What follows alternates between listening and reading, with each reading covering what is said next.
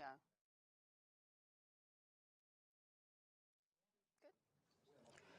Good afternoon, everybody, and welcome once again to the Munich Security Conference, Day 2. My name is Hadley Gamble. I am the Chief International Anchor for El Arabiya, as well as a columnist and writer for Semaphore Global.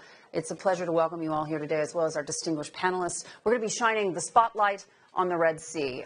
His Excellency, the President of the Leadership Council of Yemen, Rashid Al Mohammed Alimi. Joni Ernst, she, of course, is Senator from the United States. And Anita Weber, of course, she is the Special Representative for the Horn of Africa for the EU. Panelists, welcome. I want to kick off by asking His Excellency to just walk us through how he sees what's happening today in his country. Speaking to U.S. officials on the sidelines of this forum, I've heard various plans for the future of Yemen, one of which is to, quote, bomb the hell out of them. How do you respond, sir?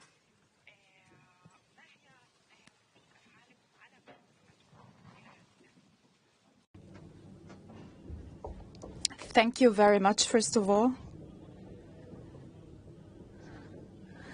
A big thank you to all the participants of this panel. Thank you for attending the Spotlight session. It's a real pleasure to me to be together with you today to pinpoint some aspects about what Yemen has to endure currently in terms of negative repercussions at all levels. Which doesn't really come as a surprise to us against the background of what has been happening and against the background of the Houthi campaigns that, of course, affects naval security and the freedom of navigation in the Red Sea. There has been a long-standing Iranian investment contributing to this Houthi campaign we are witnessing today for around 30 years now, maybe more than that, in terms of arming this terrorist group and making them capable of launching such terrorist attacks. And based upon that, we assess different aspects, of course, the huge damage that has been caused so far as a result of those terrorist attacks, the tragedy, the human tragedies the Yemeni people are enduring up until today as we speak. More than 13 people living under the poverty line, more than half of the population of Yemen, which means that we have been witnessing an exacerbation of the situation and of the catastrophe as such. And this, of course, adds to all the pains, all the painful things that Yemen has been going through over the past years and decades. But, of course, we have to raise our voices high and ask the international community to stand by us and to announce the Houthis as a terrorist group. And we look forward to being part of the international community and to receiving support as the Yemeni government in order to regain our authority and regain control of certain parts of the country. That you're looking for from the President of the United States?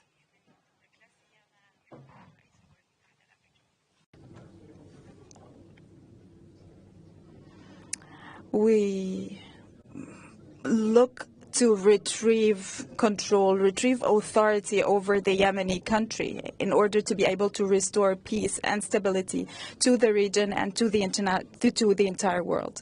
Of course, we have allies under the leadership of Saudi Arabia. We have partners and friends within the free community, the free international community of this free world. And this support will hopefully be conducive to supporting the Yemeni government in order to overcome the hardships at the economic level we are going through, in order to retrieve control, of course, retrieve our authority and restore peace and stability to the region, within the region, and within the entire world. I think the step that has been made as regards the announcement of the Houthis as a terrorist group has been a step in the right direction, and we would like more countries to join, to follow that lead, and try to cut off the support channels that lead up to arming the Houthis through Yemen and through other areas, of course, through Iran and through other areas. Another step in the right direction would be as follows, as said, supporting the Yemeni government. The Yemeni government is capable of putting an end to this threat, because the threat is first and foremost coming from the land, not from the air, not from the seas, the waters. Even though, of course, drones are being launched, etc. And we are witnessing a situation now whereas navigation and where we have naval choke points everywhere. And you look at how the Israeli military has dealt with Hamas and Hezbollah with U.S. weapons. Is that what you would like to see happen to the Houthis in your country?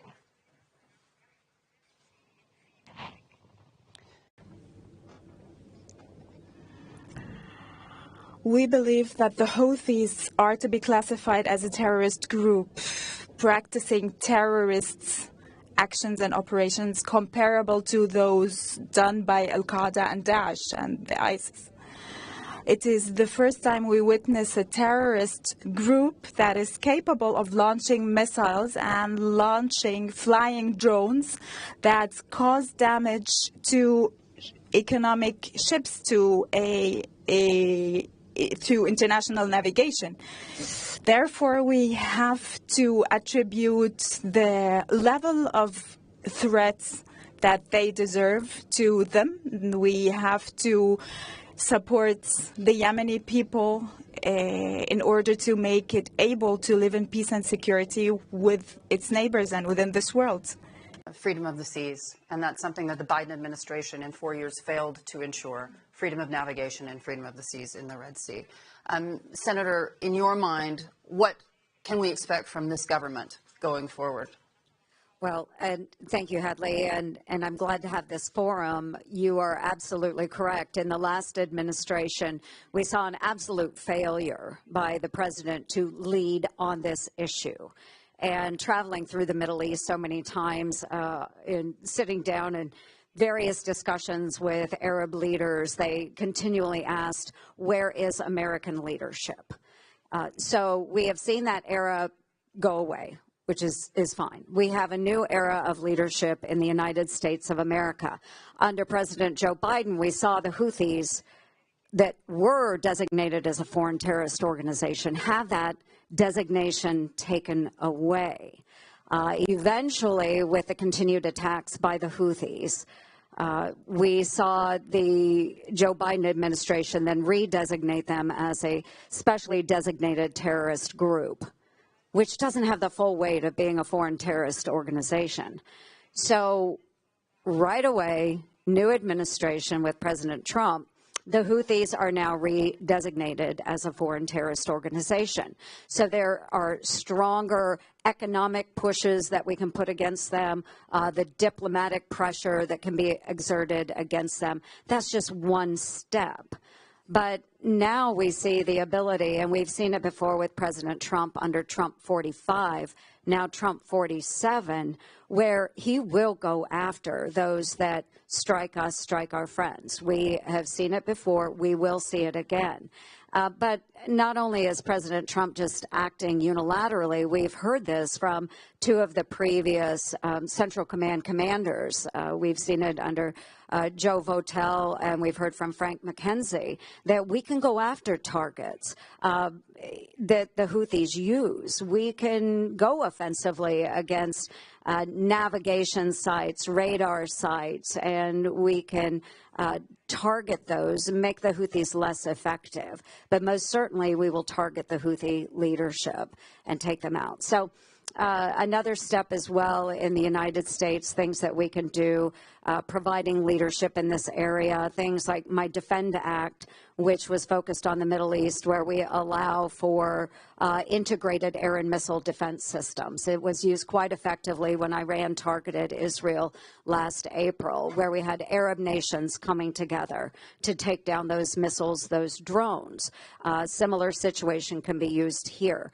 The Maritime Act, which we have just passed as well, allows for greater ISR capability to spot these types of activities at sea, particularly the Houthis in the Red Sea, and allow greater capabilities pulled together, operating under one intelligence picture. So there are so many ways that the United States can lead, and we will lead. The Houthis are a scourge, not just for Yemen, but all around the globe. So I'm glad to be here. Hope to get into more of the discussion on the impact of the Houthis when it comes to the economy, navigation, and trade. But it is something that finally I feel we can target. I'll leave you with this as we talk about the Houthis in particular, that just had a conversation with General Kurilla, the current Central Command commander. And of all of the issues facing the Middle East today, he has stated that the biggest issue he has is the Houthis. It is metastasizing, and if we do not do something about them, they will continue to be a problem for decades to come. Do you anticipate that the Trump administration will move quickly to decimate the Houthis in the same way that we've seen Hamas and Hezbollah decimated? I certainly hope so. I do believe it will be a priority. But, of course, we see a pivot to the Indo-Pacific, so we will need to continue pressing the president on this issue. When you think about this from a European perspective, one of the things that's come up in the last several days, and it's been many months in the offing, is Russian movement to secure a foothold. They've been ousted from their Syrian foothold, and, of course, being Russian, they have decided to move in where they can. How dangerous is this in your mind? Let me start why the Red Sea is so key to us, not just for freedom of navigation. I mean, more than 20% of our trade to Asia is going through it. Underwater connectivity is going through it. And, of course, also green hydrogen is going through it. So for us, really, it is key. It's a nexus. It's not just geopolitically important, but it really is a survival question. It's not just... You know, the question on Russia, I will come to this, but I think what we see right now is a disruption where we see the Horn of Africa suffering. But of course, there's also a connection that we do need to basically start cutting, and that is the connection between the Houthis and Al-Shabaab and Daesh. And I think we've seen, you know, Daesh quadrupling in Puntland in northern Somalia. We see Al-Shabaab after 17 years of an AU mission not really pulling out, and we know their capabilities in terms of drones, flying drones, but also operating drones and building drones is rising. So only working on Yemen is not going to cut it. And I think when we look at Russia, we just spoke to the Sudanese in Port Sudan yesterday. You know, the foreign minister just came back from Moscow, where he wasn't fully clear if they have signed an agreement for the Russians to now use a naval base in Port Sudan or north of Port Sudan, or if the signing is to come. But of course, I mean, for us, this is quite a red flag, and we made this very clear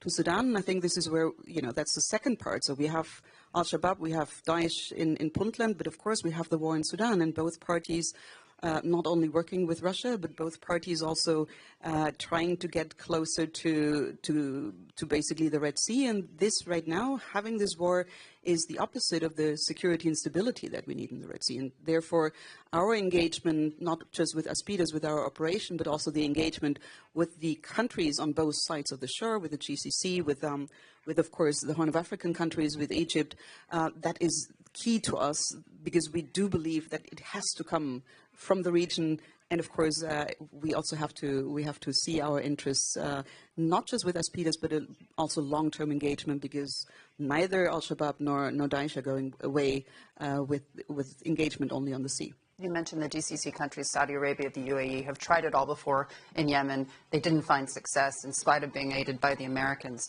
over subsequent efforts. And to your mind, what kind of joint effort needs to come together? Because it has to, as you say, involve the GCC, but also the United States and Europe.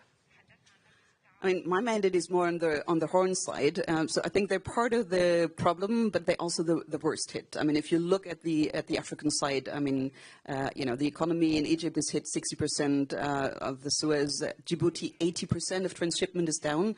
A country like Djibouti, who's living basically on transshipment, can hardly survive that. And I think this is where we see even more of a problem coming that is not yet triggered. Therefore, we do need much more of a cooperative engagement, not just on the Houthis, but having a joint understanding what a security architecture in the Red Sea could look like, and what does it take? What does it take in terms of on land, but also what does it take on the sea? And Senator, to that point, I mean, when we talk about U.S. resources and how they continue to be stretched, particularly when we talk about new theaters, well, the theater in Asia, I'm told on pretty good authority that if we were to be engaged in an Asia-Pacific, we do not have enough tonnage to sustain a long-term fight there. In your mind, how stretched is the U.S. at this point? Are we stretched too far for freedom of navigation in the Red Sea?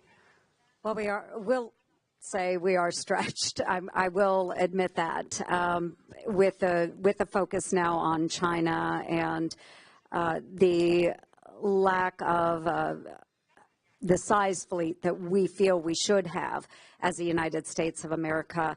But this is why we have to look at other resources. So don't just think about a carrier group. Think about other ways that we can invest. And Task Force 59, which is located with NAVCENT, they do a lot of research on ways that we can monitor what's going on in the Red Sea. Think autonomous vehicles, other types of platforms that we can use at a much lower cost. And then things like the Maven Smart project, which allows us to use technology and computing to identify targets quickly. So we have to think a little bit out of the box and not just traditional conventional warfare or defensive mechanisms. We have to think differently in a modern era. So when we have limited resources, we have to think differently. We have to utilize technology a lot more than we have perhaps in the past. So I do think that will be an important part of combating against the Houthis in the Red Sea.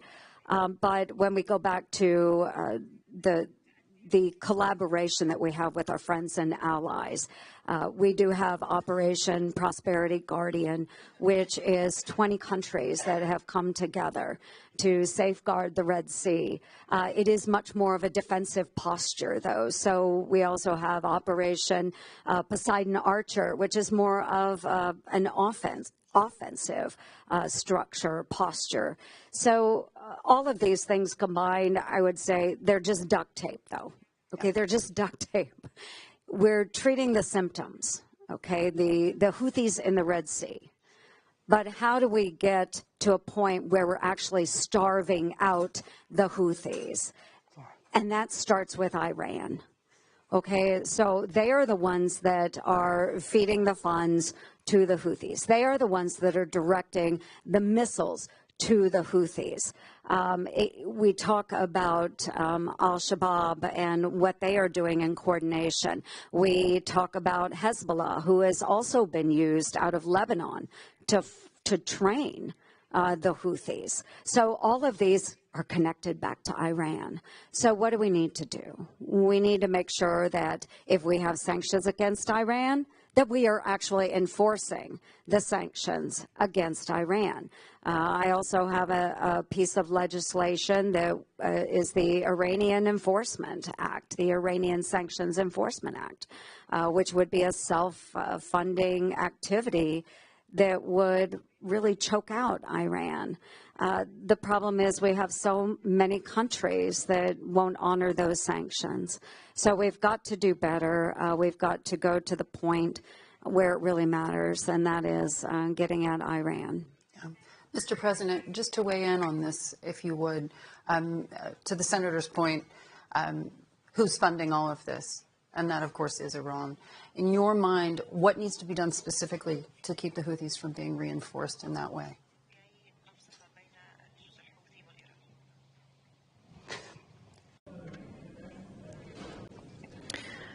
I do think that what the Senator has said about the issue as a whole, that the entire world is speaking about the outcomes and the repercussions.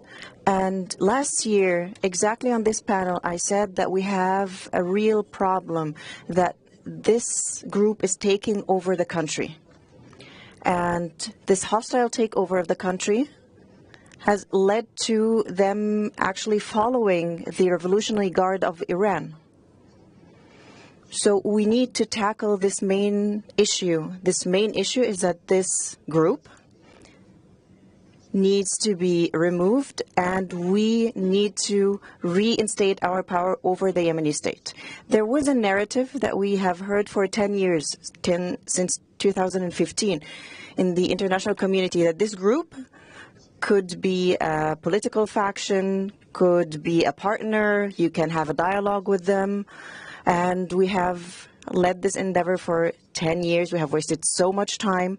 And we see more and more Iranian investments in this group. And this is not only damaging the Yemeni people, but also the entire region and the world. So what are we waiting for? I think that Iran today is giving all its power to Houthi. Hezbollah has ended. Hamas has entered a ceasefire. And Iran is focusing its power now to support the Houthi. So the world, we implore you, do not wait again, because they will get stronger, they will get more weapons, and they will get more means from Iran. And today, the Houthis know that they are actually the new axis of resistance, and that they have the inheritance and legacy of Hassan Nasrallah. And this is a true problem as well. And what are the means that we can maybe implement in order to recover our country, in order to take back the country, in order to have peace in our region and in the world? This is the main issue. The Yemeni people and the region and the world are facing this problem. We need a common strategy in order to tackle this group, in order to get rid of this group, actually. And I think this will lead to stability, and this will lead to peace. And I think the minor details are things that we have been talking about for 10 years, but they lead to nothing. We need this year and today to speak about the main problem. The main problem is that a terrorist group backed by the Iranian regime, by the pariah state of Iran, has taken over the country and the region. And as I said, there was also the Operation Inherent Resolve under the auspices of Saudi Arabia that started in 2015, and that had led to us gaining back much more of the territory. So I think this is the issue that we need to tackle today, and together with the international community, in order to take back our country, Yemen, and to have support for the Yemeni government. States specifically do when it comes to Iran?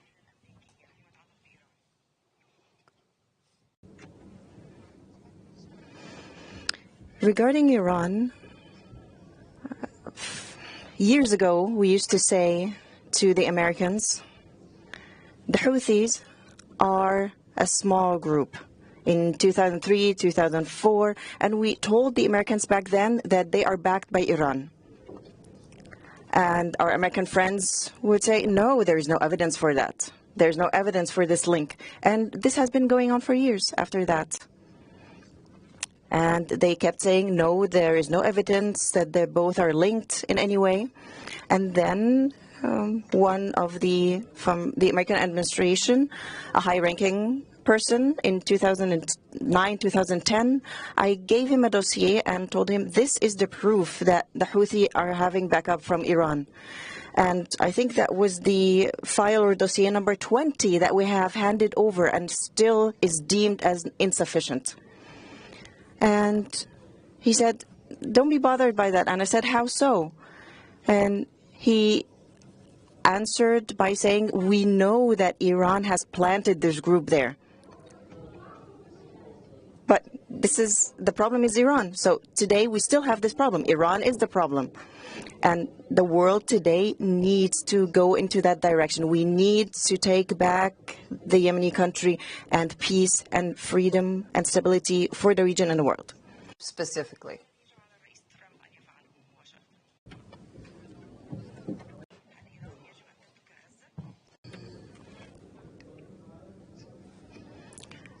These issues need a lengthy conversation, and we are looking into different alternatives and scenarios for this, but we do believe that since 1979, this Iranian regime has been producing problems for the region and for the world. So we need to stop this, and we need to stop this destruction that has taken over the world and the region from 1979 up until now. We have paid a very high price in Yemen. We have more than 5 million internally displaced persons. We have 1.5 million people who are displaced outside of Yemen. We have them in the Gulf, in Egypt, in the Kingdom of Saudi Arabia. And this ongoing of this terrorist act and of this violence need to stop. And we really hope to see prosperity, of course, and stability for our entire region. From a European perspective, just walk me through, if you will, the steps that you see that should be taken with regards to Iran. I think what we've heard, and I'm again not the one on Iran, so allow me also to take this back on what we see on the other side of the shore, because it's not just an Iran problem. But I think what we've heard now, from you, President, but also from the entire region. Yes, we need to listen to the region. Yes, we need to work together. Of course, it needs a military response, but of course, it also needs a political solution. I think this is where, right now, the question is much more who is taking responsibility collectively, coming back to this question of a collective security architecture and who is taking these responsibilities. We've heard, of course, about, the missions and operations in the Red Sea from everyone sitting here, but how can that be reflected also in a much stronger political move and push? Because if it's the policy response, because you have to have one. Absolutely, and I don't see that we have a united policy response at the moment. Surely not one that connects the two shores of the Red Sea. And again, to me, this is, it's coming back. Even if there's a solution to Yemen, this also needs a solution to Somalia. I mean, we've been investing in Somalia for 17 years, and we have not reached, the goal of diminishing the threat of Al-Shabaab or Daesh. But I think this is really where these countries, we all together, need to come to a policy decision and then not just operational steps, but long-term steps. Because even if you could, let's say, by kinetics, diminish, that's not the end of the story. Of course, the mobilization will continue. We see that in Somalia. Whenever you liberate a town from Al-Shabaab, you will get more and more young people, mainly young men, mobilized. So it also takes much more than just the kinetics. And I think this is where we need to get better in coordinating and cooperating. Yes, listening to the region, but of course also then the region needs to be taking this responsibility further, diplomatically, politically, and militarily.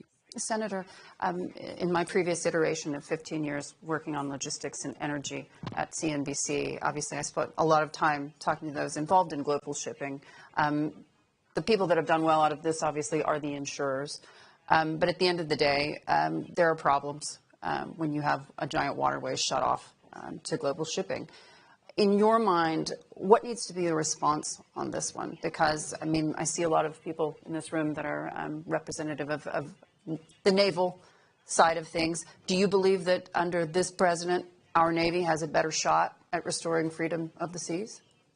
I absolutely do, Hadley. I think that there will be a much more aggressive posture in making sure that the strait is opened up and that that trade vessels, naval vessels, because we're talking billions, trillions. Yes, can use the Suez Canal. And this is a great repercussion to Egypt. Their revenue has decreased significantly. For shipping companies to go around the Cape of Good Hope, it's an extra $1 million of only fuel costs and 10 days additional transit time. So there's great cost to having the Red Sea closed, the Strait closed. So I do think we can take a much more aggressive posture. And I think what we saw in the previous administration was just a lack of willingness to even draw a red line. I mean, there was no red line drawn. I mean, it was just simply complacency. To my knowledge, the ships were literally told, we're not going to escort you, so do this at your own risk. Exactly. That's not okay. That's not okay. So this president it's much more aggressive. We have seen Americans die under the targeting of the Houthis. We've seen our friends, the Emiratis, die under the targeting of the Houthis. Many others, no repercussions. This president will act. And to ensure safe passage of vessels through the Red Sea, through Bab el-Mandeb is really important. So we hope to return back to some level of normalcy. But you're right. There are those that have simply refused to transit through there because of the threat to them. Mm-hmm. And that's not good for prosperity of many of these nations. The bigger question, of course, is the humanitarian impact that all of these issues have raised over the last several years, over the last 20 years, really. And they have been catastrophic for the Yemeni people. Mr. President, how do you make the balance here between taking out the Houthis in whatever form that is going to take and the humanitarian crisis facing Yemen?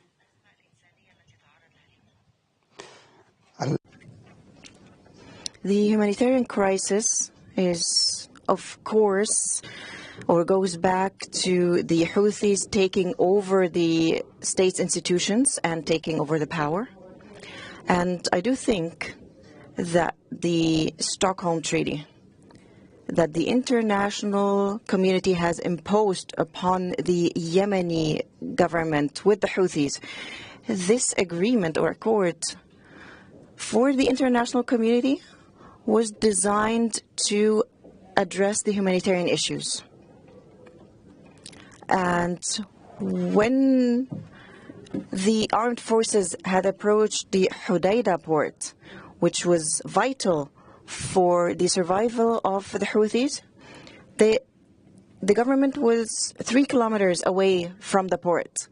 And the international community raised the alarms and forced the government to stop fighting and imposed, as I said, once more the Stockholm Treaty.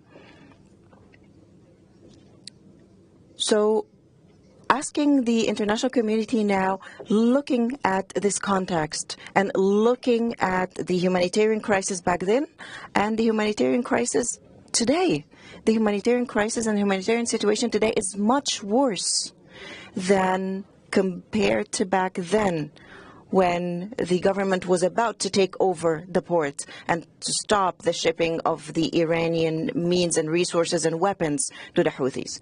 And of course, the Houthis did not respect this accord. And I think that the UN has raised 40 billion in Hodeidah in order to pay the salaries of the state servants.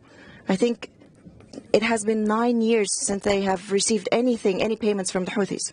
After 6 months, these funds were confiscated, and the accord was once again completely ignored. And they took over the territory that they have abandoned before, and I think that the humanitarian situation and crisis will keep escalating as long as we have the Houthis in power. And I think humanitarian work, as any other work, I think, as it was for the Syrians as well, was the humanitarian situation in Syria better? Was it good?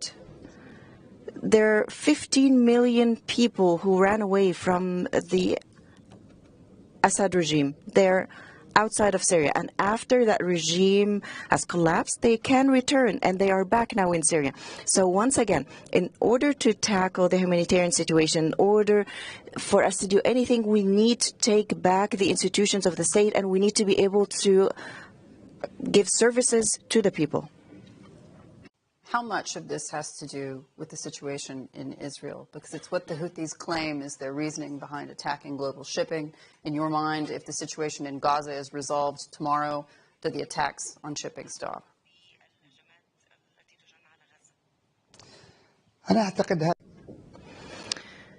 I think that this is silly. It is something that the Houthis have been planning for a long time, and Iran has been investing in the Houthis the entire time in order to take over Bab al-Mandab and the Red Sea. And when they took over Sana'a in September 2014, they went directly to Hodeidah and took it over as well.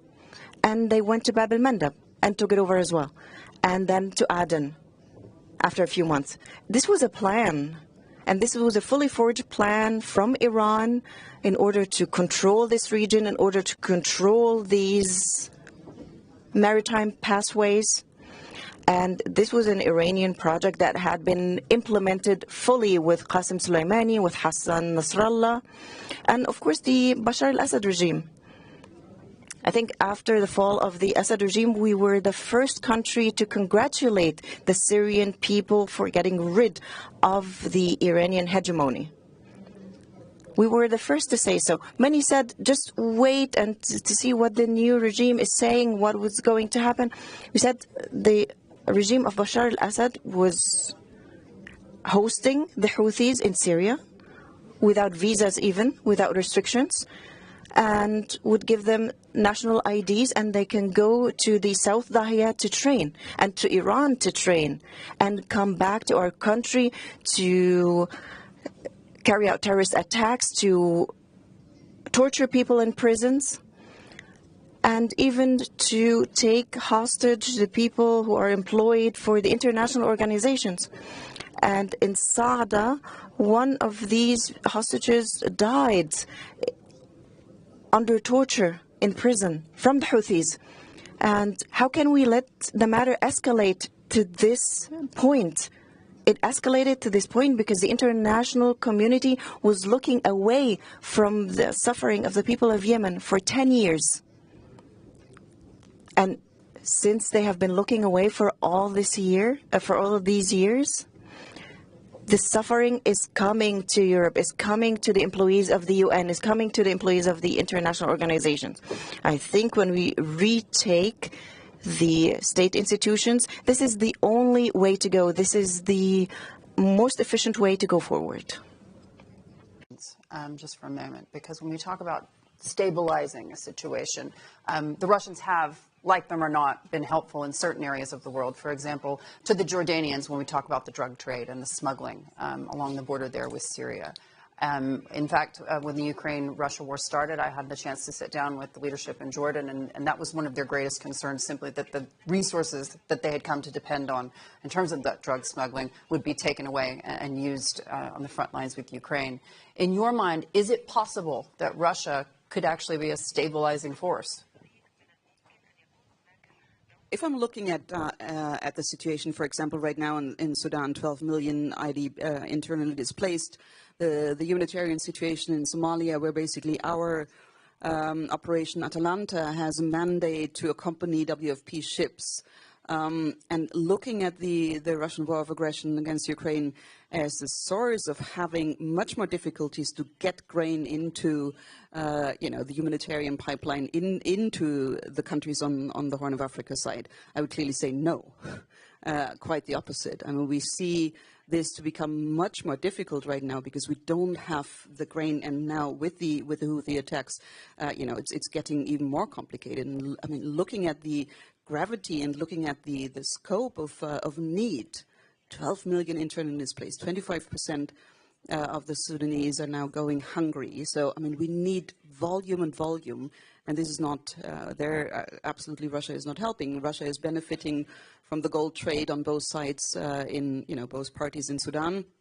So it's not really stabilizing or helping to bring a solution. They have not proposed any solution, not on Somalia, not on Sudan, on none of the conflicts in the Horn of Africa, but really escalating the problem, the humanitarian problem. Do you think this would be part of the conversation that inevitably we think Russian President Vladimir Putin will have with Donald Trump? Should this be part of that conversation? I think everything should be on the table. Yeah. In your mind, where does this leave us, Senator Ernst? Well, I tell you, it is going to be everything on the table with this president. I don't think he will take anything off when it comes to our interests.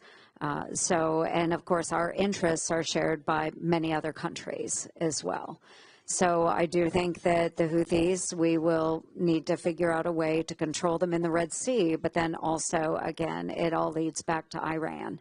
And if we truly want to make a difference, we have to choke out Iran and their everlasting supply of munitions and money to these terrorist organizations, the Houthis, Hezbollah, Hamas, and others. So, again, everything will be on the table with President Trump, and I'm grateful for that. He is a man of action.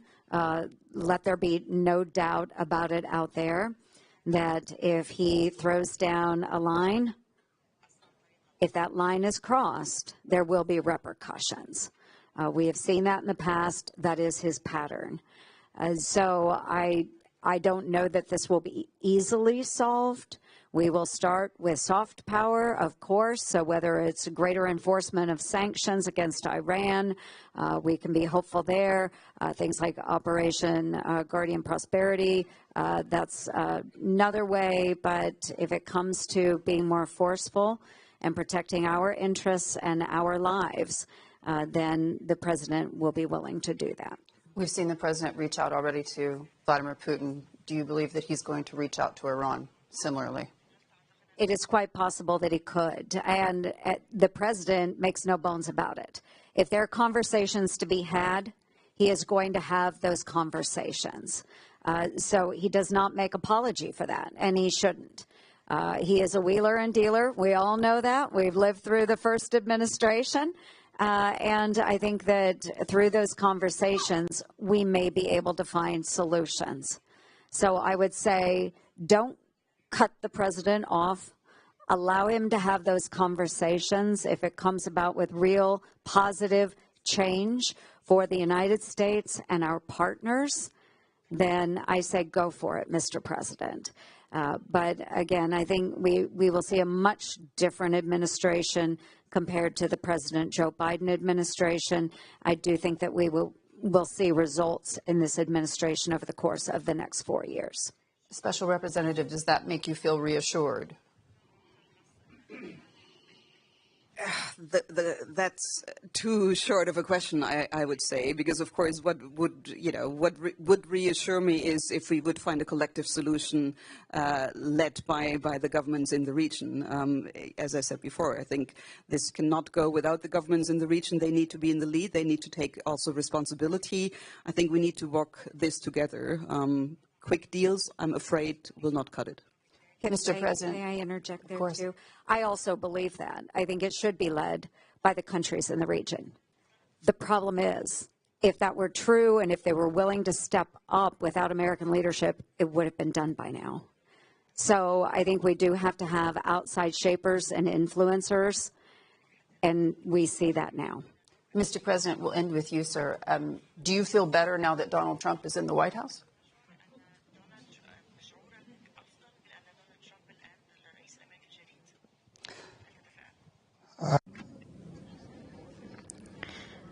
I'm a man with a cause and a man with a problem.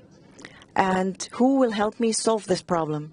I will be having a better feeling when whoever is in power who will help me and stand by my side. We need now to combat this foreign terrorist organization. And because what this organization or what this group is doing today to the Yemeni people, and what it has been doing to the Yemeni people, what it's going to do to the Yemeni people is terroristic acts. And I think this supersedes what Daesh or Al-Qaeda has done up until now. And they are still having support. They are still having more weapons delivered. And they managed to free all of the Al-Qaeda fighters in Yemen and gave them funds and gave them weapons in order to carry out their terroristic attacks elsewhere, and including, of course, supporting the terrorist groups in the Horn of Africa with weapons, with funds. And we see the issue here. We see this export of terrorism. We see this export of weapons to Africa as well. This is a true threat. I think maybe the Iranian Revolutionary Guard is the one supervising all of these movements. And going back to Iran, Iran is looking forward to replace its power and influence in Syria and maybe in Iraq with more influence in Yemen and Africa.